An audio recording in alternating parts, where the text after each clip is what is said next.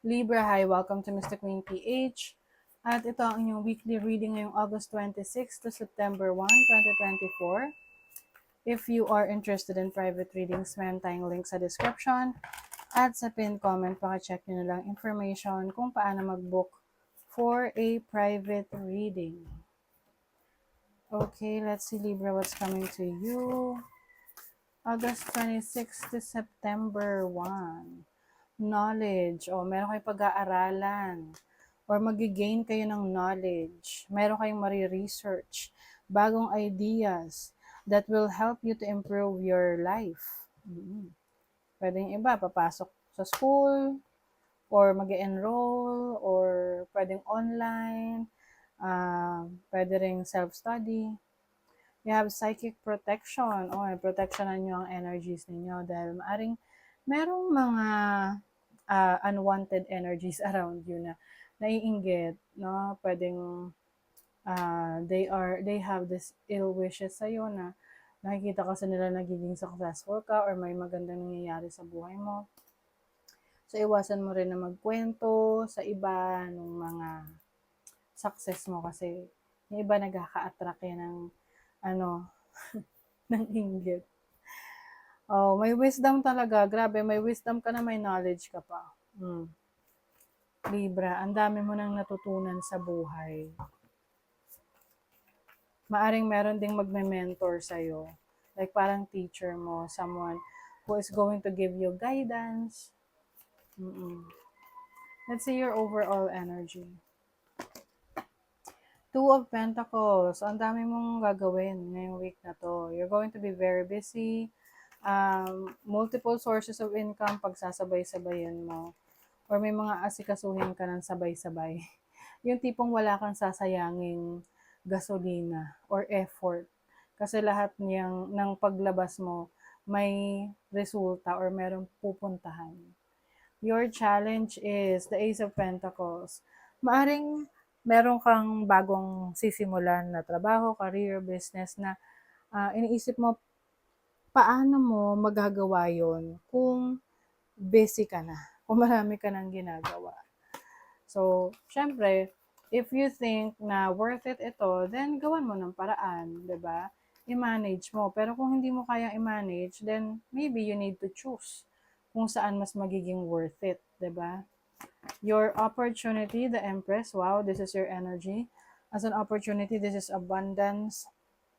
This is taking care of yourself. So, maaring you will also magbibigay ka rin ng time para sa sarili mo, para mas maging maunlad, no? Or parang, alam mo yung mas magiging productive ka ngayong week na to. You have the opportunity to be like that kasi ang Empress is about fertility, being productive. Maari ring meron ditong opportunities for you to earn money. Alam niyo, Libra, ang daming opportunities sa inyo dumarating. Especially sa career, finances, business. So, mahirap din pagsabay-sabayin kung hindi kaya. So, piliin mo lang kung saan dito na masasabi mong mas malaki yung magiging gain mo. So, your blessing is the Four of Swords. As a blessing, pahinga yan.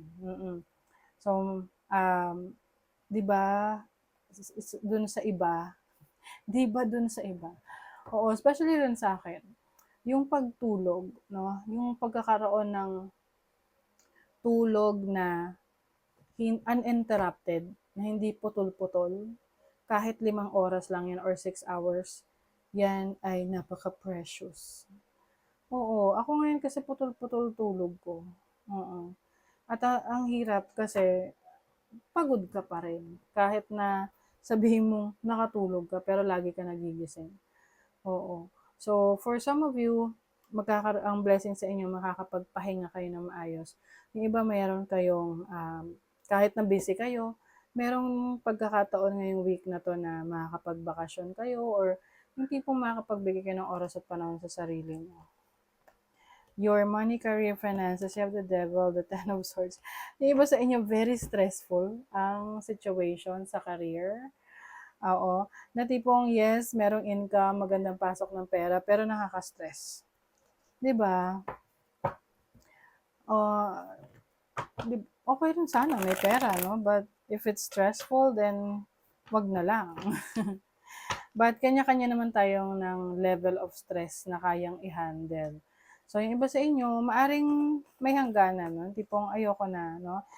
Ili-let go mo na yan. Kasi with the devil and the ten of swords, I feel like you are in a toxic situation na tipong, yes, may income, may perang pumapasok, pero ang kapalit naman nun, yung, um, yung kapayapaan ng isip mo.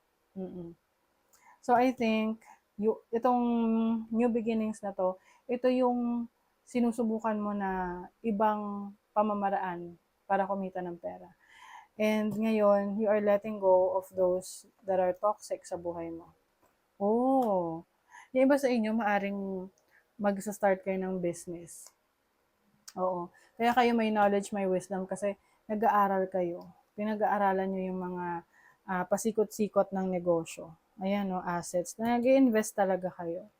So, maaring meron kayong papasuking investment para finally makaalis na kayo sa isang toxic situation, sa career, sa trabaho ninyo. And you want to be your own boss. 'Di ba? Na kontrolado niyo yung oras niyo, hawak niyo yung oras niyo. Sa love life, okay. Ace of Cups, Knight of Cups. Parang ano, yung iba sa inyo very attractive kayo, Libra, na parang may mga nag-aagawan sa inyo. Parang pinag-aagawan kayo. Pwedeng yung iba sa inyo in a relationship na kayo pero may nag-o-offer pa ng ibang romantic connection sa inyo or nagpaparamdam sa inyo. Mahirap yan kasi kung in a relationship ka na, pwede maging cause yan ng problema ng connection ninyo. So if you are single, pwedeng you are focusing on yourself na na-enjoy mo yung pagiging malaya mo. Although merong nagkaka-interest sa'yo, pero parang the moment na may makita kang red flags, iniiwasan mo na agad. Very careful ka sa person na i-date mo if you are single. Gusto mo someone who na yung tao na hindi ka lilimitahan, na masyadong magiging obsessive and possessive. You have Moon and Aries in the first house. Moon is about your emotions. First house is about yourself. I think mas magiging maalaga ka sa sarili mo, sa mga mahal mo sa buhay. You will focus on protecting yourself and protecting your energies and protecting your loved ones. You also have Venus in Aquarius in the 11th house, detachment. So, Venus in Aquarius, ito yung mga tao na meron silang kakaibang interest pagdating sa relationship na medyo unique. Na para sa iba na parang, yun yung gusto mo sa relationship. So, kaya siguro yung iba sa inyo, mapili, no, pagdating sa romantic connection. Sa person na hahayaan nyo maging malapit sa inyo, mapili kayo. You also have the Saturn in 7th house. You may also experience some challenges in your relationship kung meron kang karelasyon ngayon. Pwedeng daraan sa pagsubok ang inyong relasyon.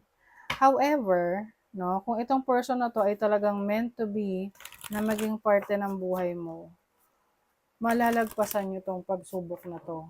Pero ito rin ang makakapagsabi sa'yo kung itong person na to ay worth it.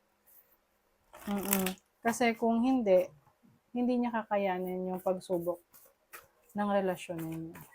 Pwedeng mag-lead sa separation or letting go. Body, ayan. Your body deserves your love. So, ito yung sinasabi ko sa inyong practicing self-love, self-care. You have the opportunity to do that. Lalo na kung napaka-busy nyo ng mga nakaraan, ang dami nyong inaasikaso, ginagawa, pinagsasabay-sabay. Pero yung pag-aalaga sa sarili nyo, hindi nyo nagagawa.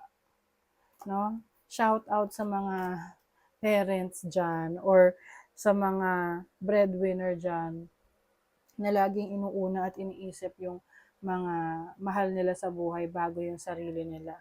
So, this is your time to, pay attention to yourself, take care of yourself, dahil deserve mo yun eh. Huwag kang mag-guilty pag ganun. Okay? So, that is your reading, Libra. Thank you so much. Bye!